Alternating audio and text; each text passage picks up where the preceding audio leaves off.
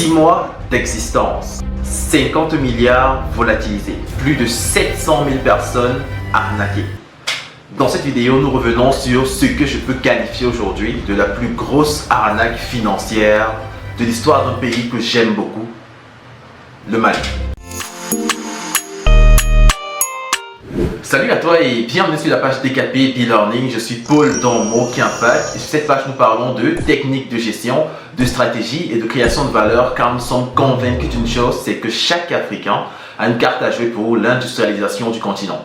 Alors si cette thématique te parle, tu as deux choses à faire. La première, abonne-toi à la page et active la cloche de notification.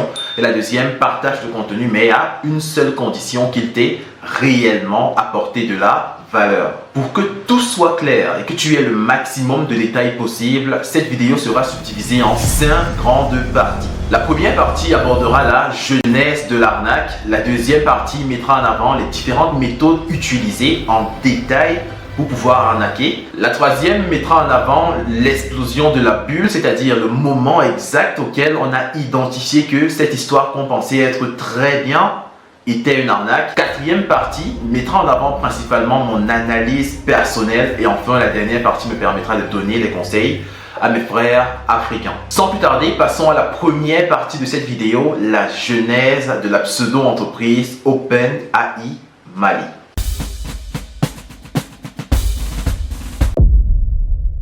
Le 3 octobre 2022, la société OpenAI Mali, ou plutôt de sa vraie dénomination sociale complète, société OpenAI Mali e-commerce Général Sarl, est créée par un certain Amadou Koulibaly. Sous le numéro d'immatriculation nationale qui s'affiche actuellement à l'écran, ceci est l'équivalent au Cameroun du numéro de registre de commerce.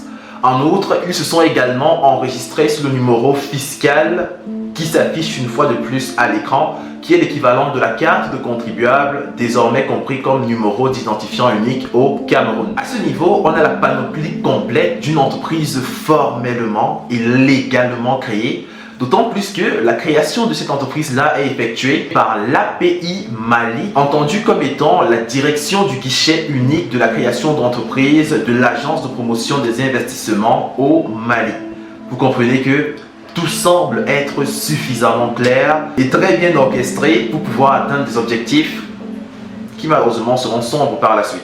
Maintenant, quelles sont les caractéristiques exactes et l'objet social qui a été déclaré par cette entreprise-là? Et bien, pour faire simple, cette entreprise est une société à responsabilité limitée, unipersonnelle, avec un seul actionnaire en la personne du présumé Amadou Koulibaly, âgé de 25 ans et résidant à Bamako au quartier Hippodrome, comme le démontre sa pièce d'identité. Donc le numéro s'affiche une fois de plus à l'écran. Vous comprenez que toutes ces informations sont pertinentes et claires. Je profite donc là pour tirer un coup de chapeau au Journal du Mali, dont un des articles nous a énormément été utile dans le cadre de la préparation de cette vidéo. Vous trouverez d'ailleurs cet article-là en lien dans la description de la vidéo. Cependant, il est également forcé de constater que la CNI délivrée au présumé Amadou Koulibaly l'a été faite le 16 septembre 2022, c'est-à-dire à peu près 15 jours avant la création de la société.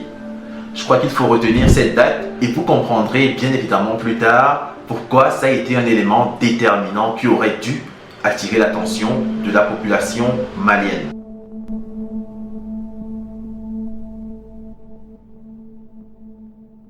Le capital social de la société déclaré est de 1 million de francs CFA avec comme siège social Bamako et comme activité déclarée ou alors objet social déclaré, je cite, et là je vais le lire pour ne commettre aucune erreur, c'est une société de commerce général, de prestation de services, d'import-export et de distribution de produits. Bref, la totale quoi. Ainsi, l'entreprise est censée être légalement créée, jouissant de tous les documents nécessaires permettant de justifier son existence légale. Et ce n'est pas toi, ce n'est pas nous qui aurons pu dire le contraire. Tous les documents étaient présents. Par conséquent, à ce niveau, la société peut entamer sa campagne machiavélique, on peut le dire aujourd'hui. Bonjour les amis, aujourd'hui je vais vous présenter une application qui fait le tour du monde. L'application elle s'appelle OpenAI. OpenAI vient tout juste d'atterrir au Mali. Pour ceux qui pensent que c'est une arnaque, non, OpenAI n'est pas une arnaque. Et réussit à se faire énormément d'argent sur le dos des Maliens. Nous sommes donc rendus à la deuxième partie de cette vidéo qui aura pour principal objectif de mettre en avant les différentes méthodes utilisées par cette pseudo-entreprise pour pouvoir arnaquer la communauté malienne.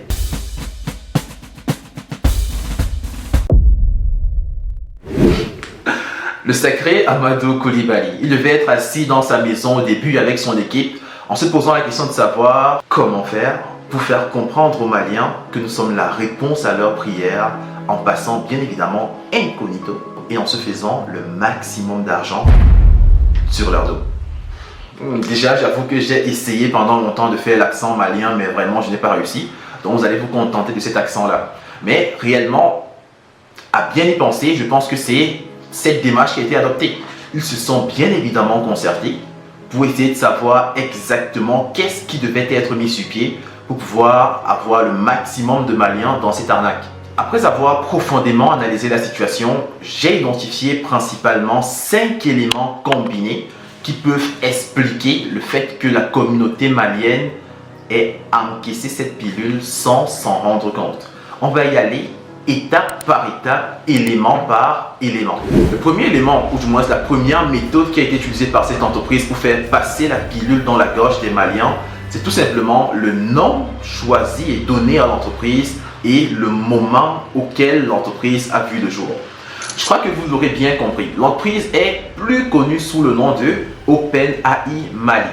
Mais je crois qu'initialement, si vous restez concentré, le nom général avec lequel l'entreprise a été créée, c'est OpenAI Mali E-Commerce General SAR.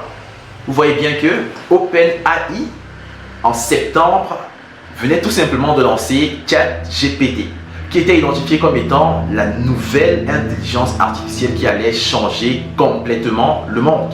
Et je crois que s'il y a quelqu'un qui n'a pas entendu parler de ça, la personne ne vit simplement pas sur Terre.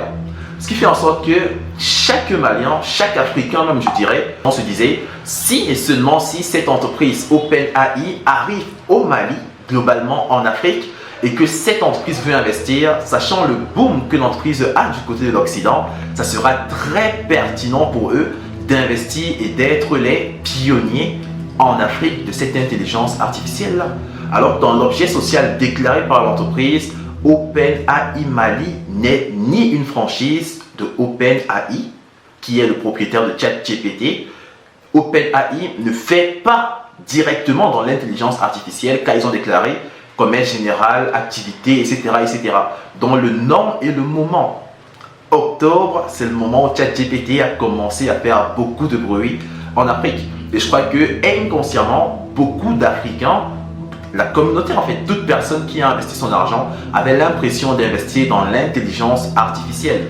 Donc pour moi, c'est le premier élément qui peut être mis en avant dans la méthodologie utilisée par cette pseudo-entreprise pour arnaquer toute la communauté malienne. Et le deuxième élément qui peut être mis en avant ici, c'est la publication des présumés documents légaux de cette entreprise-là. Dans une interview qui a été accordée par Philippe Simo aux représentants d'une partie des victimes liées à cette arnaque, il précisait que tous les documents légaux ont été présentés à toutes les victimes. Autrement dit, les victimes avaient l'impression d'être en train d'investir dans une entreprise qui existe réellement. Et on est tous d'accord que ce n'est pas de leur faute. Qu'est-ce qui s'est passé? La pseudo-entreprise OpenAI Mali a simplement constaté que les autres entreprises qui venaient pour arnaquer ne présentaient pas forcément leurs documents légaux. Pour donc faire la différence, après avoir créé un groupe WhatsApp, parce que oui, il y a une publication initiale qui a été faite par le certain Amadou Coulibaly, et donc la vidéo va certainement être présentée. C'est une application qui a été approuvée et certifiée par le gouvernement malien. Et la publicité se passe à l'ORTM chaque jour à partir de 20h30. Si vous n'y croyez pas, allez-y regarder la télé. OpenAI a une multitude de portails. On a les portails VIP 0, VIP 1, VIP 2 et VIP 3. Pour t'inscrire dans le programme, c'est très simple. Il suffit de cliquer sur le lien que je vais... Après avoir suivi cette vidéo que vous venez de voir, beaucoup de personnes s'inscrivaient dans les différents groupes WhatsApp, mais beaucoup de personnes étaient toujours perplexes. Et à ce niveau, le meilleur moyen que cette entreprise avait pour pouvoir convaincre et conforter les personnes qu'elles sont en train de faire le bon choix, c'était de publier leurs pseudo-documents légaux. Pourquoi je parle de pseudo-documents légaux? Simplement parce que beaucoup d'officiels maliens ont confirmé que ces documents étaient des faux. Combien de personnes connaissent les documents qui sont nécessaires pour la création d'une entreprise? En Afrique en général, pas seulement dans le cas du Mali. Je crois très peu. Leur demander encore de savoir si ce sont des faux, c'est exagéré. Donc voici le deuxième élément qui a conforté les Maliens dans l'idée que cette entreprise était une entreprise sérieuse, claire et dans laquelle il fallait investir, de peur de perdre de vue l'intelligence artificielle qui est en train de pénétrer l'Afrique et notamment le Mali. Voici donc la deuxième méthode qui a été utilisée par cette entreprise, la publication des documents légaux. Maintenant, passons à la troisième technique utilisée par l'entreprise pour conforter les gens dans le cadre de l'investissement. Et cette troisième technique, c'est la présentation des taux d'intérêt. J'avoue que là, si vraiment c'est le nom du certain Amadou Koulibaly, il a un peu fait fort à ce niveau. En fait, ce qui se passe, c'est quoi? Il y a eu plusieurs arnaques précédemment. Et lorsqu'on parle d'arnaque, les taux d'intérêt étaient toujours importants, élevés, tellement forts, puissants. Genre on te dit, tu as droit à 90% de retour sur investissement après un mois, tu as droit à 100% de retour sur investissement après 2 mois, ainsi de suite. Mais qu'est-ce que la société OpenAI Mali, bon je préfère dire la pseudo-société OpenAI Mali a fait? Eh bien, elle arrive et elle dit, nous ce qu'on vous donne, c'est 2% d'intérêt par jour. Toi actuellement qui vois cette vidéo, tu es préparé, tu es conscient que lorsqu'on dit 2% par jour, sur 30 jours ça fait 60%. Mais je t'avoue que c'est extrêmement original ce qui a été fait par ces arnaqueurs-là. Extrêmement original. Pourquoi? La préparation mentale et psychologique de toutes les personnes qui ont été victimes était du genre, c'est si on me donne un taux d'intérêt tellement important, là je dois me méfier. Donc si OpenAI était venu dire 60% d'intérêt par mois, parce que je ne sais pas si vous comprenez vraiment, 60% d'intérêt par mois, ça fait 60 multiplié par 12 pour avoir le pourcentage, ce qui fait 720% par an. Mais la communication a principalement été faite autour de 2%. Et beaucoup de personnes se disent, oui, une entreprise internationale avec le premier élément mis en avant, une entreprise internationale qui vient s'installer, une entreprise légalement créée qui vient s'installer, et cette entreprise-là nous parle de taux d'intérêt de 2%. C'est bien évidemment logique avec ce qu'on rencontre dans les banques, etc. Sauf que ça perd de tout son sens. 2% par jour, c'est l'équivalent de 60% par mois et l'équivalent de 720% par an. C'est littéralement absurde. Vraiment, vraiment absurde. Mais le simple fait d'avoir dit 2% a changé beaucoup de choses. Je peux vraiment, vraiment, vraiment vous le dire. D'ailleurs, dites-moi en commentaire si et seulement si le fait de voir 2% aurait pu vous paraître crédible pour investir dans cette activité-là. Maintenant, le quatrième et avant-dernier élément qui a été mis en avant par cette entreprise, et sincèrement, c'est vraiment le plus grand coup de génie de toute cette équipe machiavélique, on peut le dire aujourd'hui, c'est tout simplement le passage sur la chaîne nationale. En fait, en analysant ça en détail, je me rends compte que M. Koulibaly et son équipe s'étaient rendu compte que ça restait toujours difficile de pouvoir convaincre le maximum de personnes. Parce que lorsqu'on regarde le tissu économique des personnes arnaquées, c'est pas simplement comme dans les anciennes arnaques où on dit non, il y a simplement des étudiants qui ne réfléchissent pas trop, ainsi de suite. Non, il y a des financiers, il y a des fonctionnaires, il y a des personnes occupant des postes importants. Et comment faire en sorte que toutes ces personnes puissent avoir confiance en l'entreprise? Et bien, OpenAI Mali, la pseudo-entreprise, a simplement joué dans la cour des grands. La société a publié sur la chaîne nationale numéro 1 du Mali une publicité. Oh là là. Je ne sais pas si vous réussissez à mesurer exactement ce que je suis en train de dire là. Une arnaque officielle vient et communique sur une chaîne nationale. Il faut être... Oh là là là là. C'est tellement osé à tel point que je ne réussis même pas à expliquer ça. Beaucoup de personnes disent que non, s'ils ont communiqué sur la chaîne nationale, non, c'est de la faute de la chaîne nationale d'avoir divulgué le nom. La société OpenAI Mali n'est pas venue sur la chaîne nationale malienne pour dire que je vous donne 2% d'intérêt par jour et que si vous investissez 100 000, vous allez avoir tel. Non. Ils ont simplement fait une communication autour des activités globales sans parler directement de placement financier. Voici où le génie a vraiment... En fait, il n'y a même pas de mots. Il n'y a vraiment, vraiment pas de mots.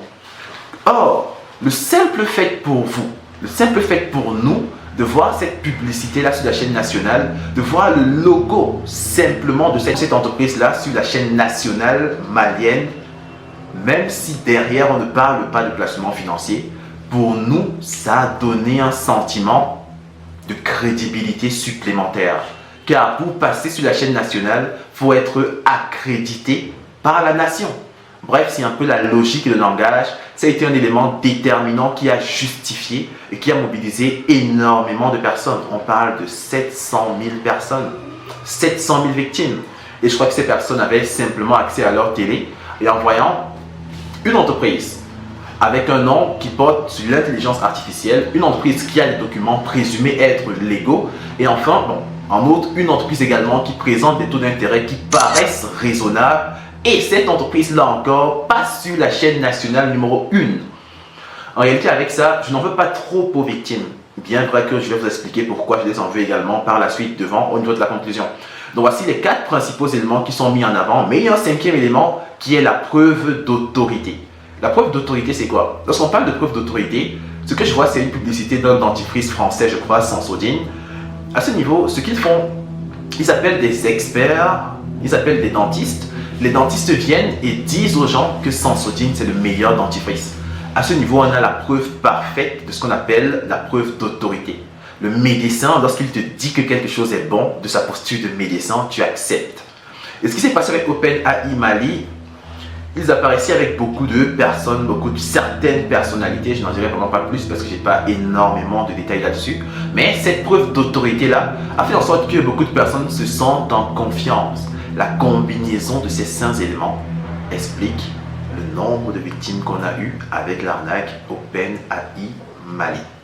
Toutes ces techniques utilisées par la société OpenAI Mali avaient pour principal objectif d'atteindre leur but final qui était l'arnaque de la population malienne. Et là, nous tombons à la 3e partie de cette vidéo, le moment où les masques tombent, l'explosion de la bulle.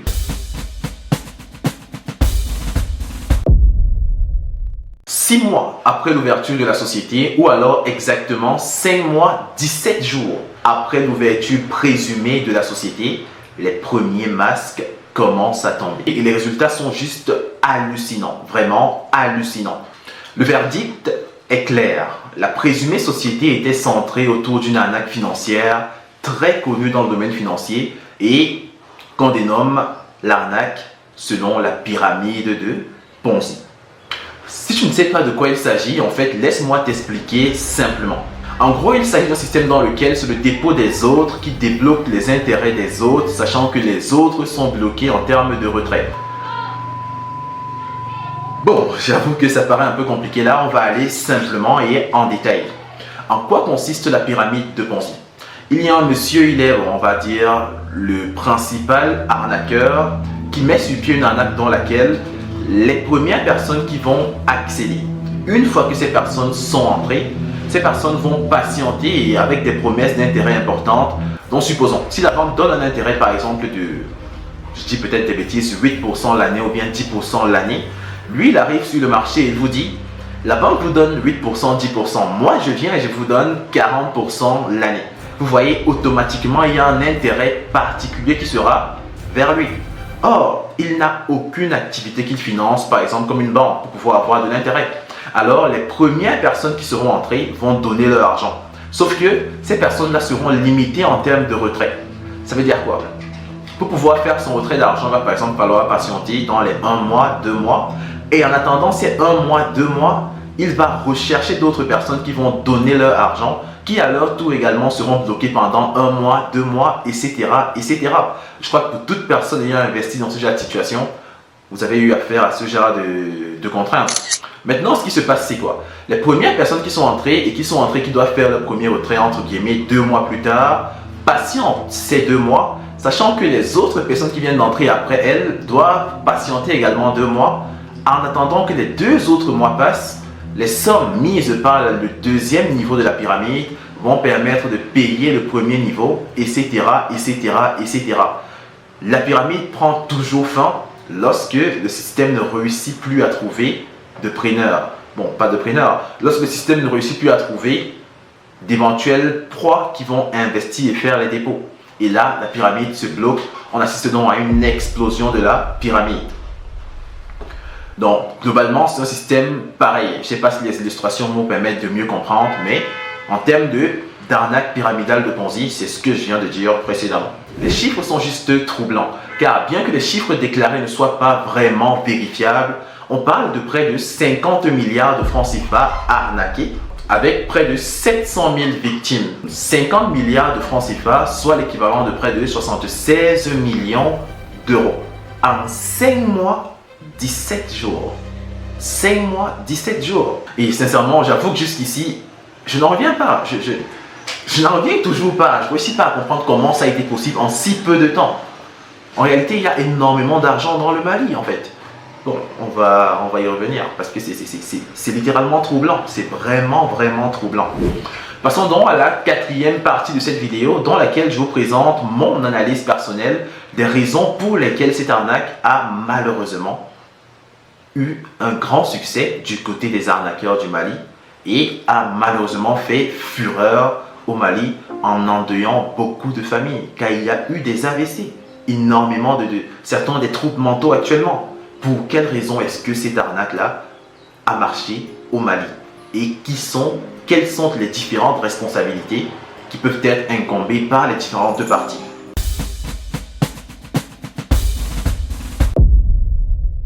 Pour de vrai, cette arnaque aurait dû faire très peu de victimes.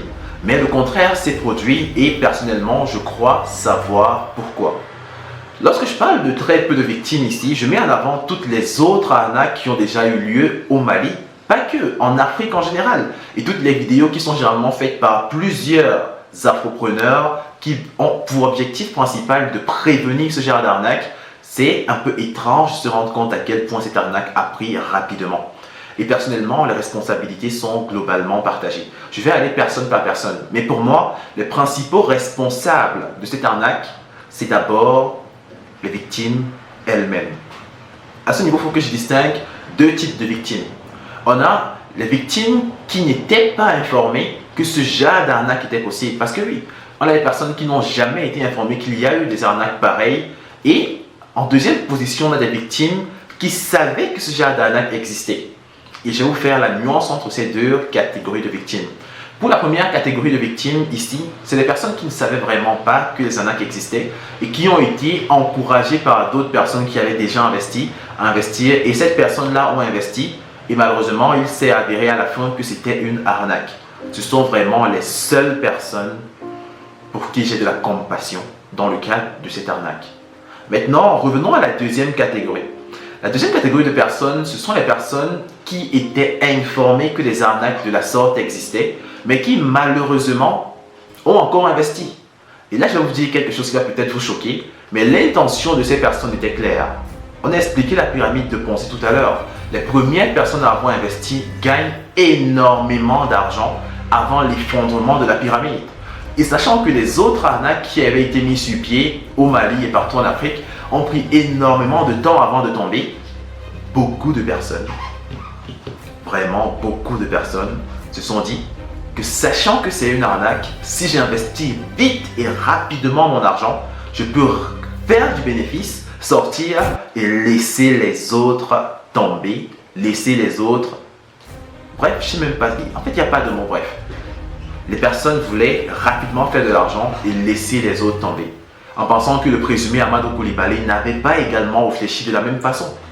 En mettant votre argent rapidement pour vite sortir, lui également fait son arnaque rapidement et ferme la chose rapidement. Les autres arnaques ont pris 1 an, 2 ans, 7 mois, 1 an, 5 mois, 17 jours. 5 mois, 17 jours. Si on enlève la période de communication, on va me dire dans les 3 mois, dans les 2 mois et demi. C'est juste de la faute des victimes. En ce qui concerne le deuxième niveau de responsabilité ici, on doit mettre en avant l'État. L'État, pas dans le sens de la légalisation de l'entreprise, car il a été avéré et prouvé que c'était des documents faux. L'État dans le sens du niveau d'éducation financière de la communauté malienne. Car cette situation prouve très bien et clairement que la communauté malienne, comme la plupart de l'Afrique en général, je crois même que 95% des Africains sont mal éduqués financièrement parlant. Je sais que je viens de choquer beaucoup de personnes, mais c'est très difficile de voir une personne qui bénéficie d'une toute petite éducation financière tomber dans une situation où on te dit qu'on te donne un intérêt de 2% par jour et tu es content. C'est impossible. Jordan Belfort l'a dit, quand c'est trop beau pour être vrai, c'est que ce n'est pas vrai. Ce n'est pas vrai. L'entreprise ne vous dit pas exactement dans quoi elle fait. Elle a précisé qu'elle fait dans l'intelligence artificielle, qu'elle va faire la promotion de.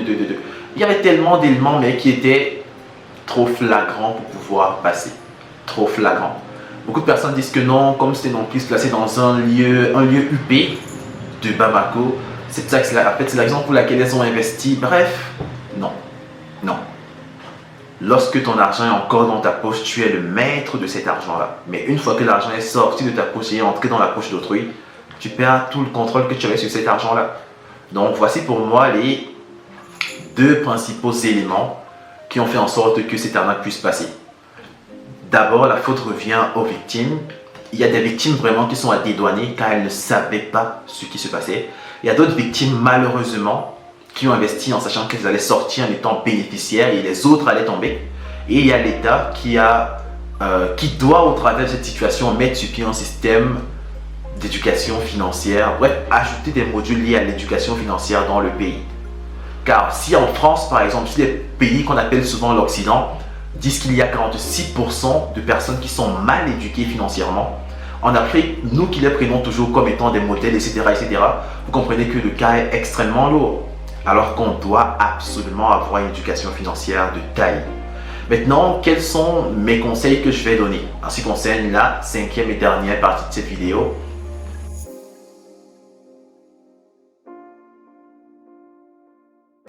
Ne cherchons pas le gain facile.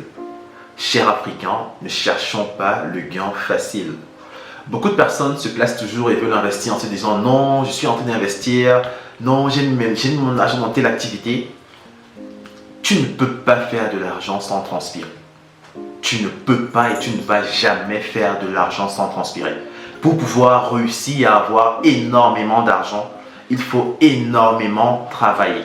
Le travail peut être le travail physique, le travail peut être le travail intellectuel, le travail peut être un travail lié au contrôle. Parce que croyez-moi, les personnes qui investissent de l'argent dans des activités payent des cabinets qui suivent leur investissement et qui mettent la pression au directeur, au manager. Vous mettez l'argent, vous dites 60%, vous patientez. Acceptons, chers Africains, de travailler. Acceptons de transpirer. Acceptons de le faire. Et pour moi, c'est le seul et meilleur conseil que je peux te donner dans le cadre de cette vidéo. Pour que les arnaques ne puissent plus passer, chers Africains, dès qu'on voit quelque chose qui est louche, signalons afin que toute la communauté soit alertée. C'est pour ça que j'aime et j'apprécie beaucoup le travail qui est effectué par Philippe Simo dans le cadre de cette campagne de dénonciation. On va le faire et cher arnaqueur, je vous parle droit dans les yeux. L'argent mal acquis ne profite jamais. Et cette somme que vous avez eu à prendre, déjà il faut le savoir, on parle de 50 milliards. Ces chiffres-là ne sont pas forcément vrais, mais ce n'est pas 50 milliards qu'il a en main, non. Dans les 50 milliards, il y a les sommes qu'il a dû payer pour les publicités à la chaîne nationale. Dans les 50 milliards, il y a énormément de choses qui ont été prises en considération. Donc, on peut dire qu'il est resté avec 20 milliards, ainsi de suite. C'est déjà de l'argent. Mais sache que tu ne vas rien faire avec cette somme d'argent. Et que, où que tu sois, tu seras attrapé. J'ai confiance en la justice malienne et je crois qu'elles vont tout faire pour aider les victimes. Chers victimes, d'habitude, je n'ai pas de compassion, mais j'espère vraiment qu'une solution sera trouvée dans le cadre de cette situation. Vivement que l'Afrique se réveille. Alors, c'est tout ce qui était prévu pour toi dans cette vidéo. J'espère que cette analyse t'a vraiment ouvert les yeux sur ce qui s'est réellement passé dans le cadre de l'arnaque de la société OpenAI Mali. Non, de la présumée société OpenAI Mali et de son présumé directeur Amadou Koulibaly. Et que les Africains ne vont plus tomber dans ce genre d'arnaque. Dis-moi en commentaire si cette vidéo t'a appris quelque chose et si c'est le cas, n'hésite pas à la partager afin que plusieurs Africains ne puissent plus jamais, vraiment jamais, tomber dans ce genre d'arnaque. Nous, c'est parce que nous avons cru que nous avons commencé, c'est parce qu'on a commencé qu'on pourra devenir quelque chose. Believe, begin, become. Rendez-vous à la prochaine.